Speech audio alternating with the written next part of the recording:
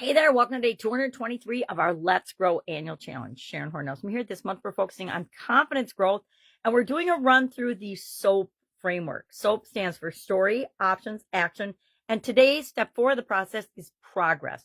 How do we know we're making progress toward filling the gap between where we are and where we want to be?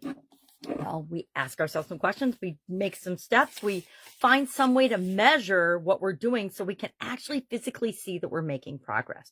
Some areas and aspects of our life are easier to measure than others. I think financial, physical are super easy to measure, right? There's so many different ways we can measure and tally and pay attention to key performance indicators that let us know we're moving in the right direction. Things like confidence and emotional and mental things I think are a little bit more difficult to measure because they're more subjective. And guess what? The only person whose opinion and belief matters is yours. It doesn't matter what other people think. Although one of the ways we can find out if we're making progress or not is to get feedback from other people. Now, I think feedback's awesome. I love feedback, but you need to always take it with a grain of salt. Consider the source, consider their motivation, consider their intent. Is their intent in giving you feedback to really, really help you? Or is it to knock you down a notch or to not support you? Because we've all gotten feedback from the wrong people and we've all gotten feedback from the right people. And the right people's feedback is designed to help us to move forward and grow. So I'm looking at the wrong things today. Obviously, it's morning. Sometimes I'm discombobulated in the morning. Although I am a morning person, I shouldn't be discombobulated. So today we're going to look at and we're going to ask ourselves, are we making progress? Now I'm going to share Donald. We've been going through Donald's example of becoming a better presenter, a better public speaker in Guide to the Let's Grow Annual Challenge private Facebook group page. You're welcome to join that. All you have to do is answer the security questions to get in the group. Why? Because we don't want spam. We don't want a bunch of people. We want to be able to share openly in that group. And if we let a bunch of people in that are spamming and not behaving in good ways, that doesn't make the group a positive community or place. And that's the exact opposite of what I ever want in my groups. So Donald, what did he do? I'm going to share some of the things he did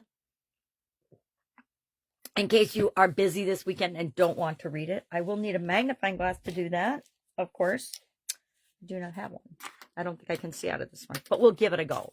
All right, what's Donald going to do? Seek feedback, implement the feedback, leverage technology, recordings, and reviewing his presentations. He's going to practice. He's going to practice in front of the mirror because that is the best place to practice being a good public speaker. Why? Because you got to look yourself in the eye, and you, again, are your harshest critic and judge, usually, at least usually, unless, you've got identity and ego issues going on, which, what? Some people do.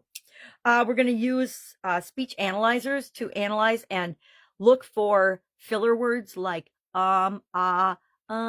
things like that, as well as pace and tone. How quickly is he pacing and speaking? What is his tone when he's presenting different ideas and different key points? Regular reflection and practice. He's going to have a journal that he documents in his journey of becoming a better public speaker and presenter and the impact that it has on his. He's going to join Toastmasters or some other like organization where he can actually go practice in a supportive, lower stress environment. It's still high stress to go speak at Toastmasters. It's high stress to speak in front of any group, but it's a group of accepting peers who are there to encourage you and help you to improve.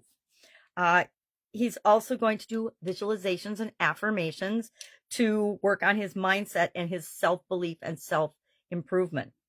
He's going to track engagement and metrics, other metrics of measuring if people seem to be liking what he's saying or encouraging him, or people don't always have to like what we say, but if they're reacting and responding and engaging, that's important. I guarantee people don't like what I say all the time.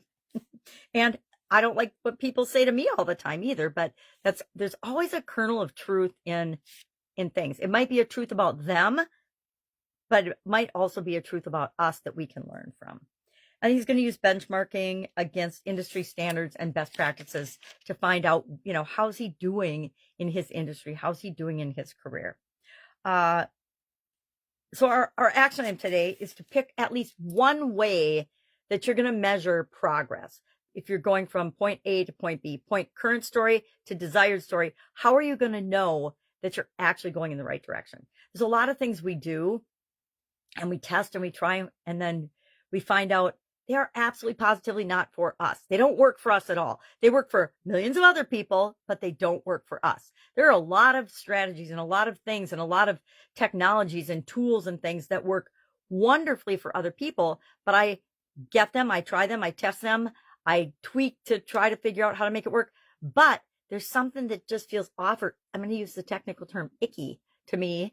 And if it doesn't feel right to me, then it isn't right for me. Every tool isn't for everybody. Journaling isn't for everybody. Hypnosis, meditation, affirmations, they're not for everybody. We have to pick and choose to put in our toolbox the tools, the things, the strategies, techniques, the apps, the spreadsheets, the worksheets, the checklists, the checklists, and things that work for us. Because our life is about creating and setting things up in our favor so that things do work for us. That's why I love the soaP framework. It has helped me personally and thousands of other people so much to overcome setbacks and challenges. Just sometimes all we need is to look at it from a different angle, and we automatically open up and see the solutions. So any questions? What do you do today? You ask. If you're having a hard time figuring out, how am I going to measure if I'm making improvement? How do I know? How am I going to know if I'm more confident in this area? Please ask in the comments below, ask on this video. If you happen to be seeing it and watching it live, you can ask. There's a Q&A section. Direct message me under the video, whatever works. Don't struggle, ask for help. All right. Or ask for somebody else's opinion and advice. Sometimes all I can give you is my opinion. All right. Have a great day. And I'll, of course, be with you tomorrow for another topic in the confidence growth area for this month. Have an amazing day.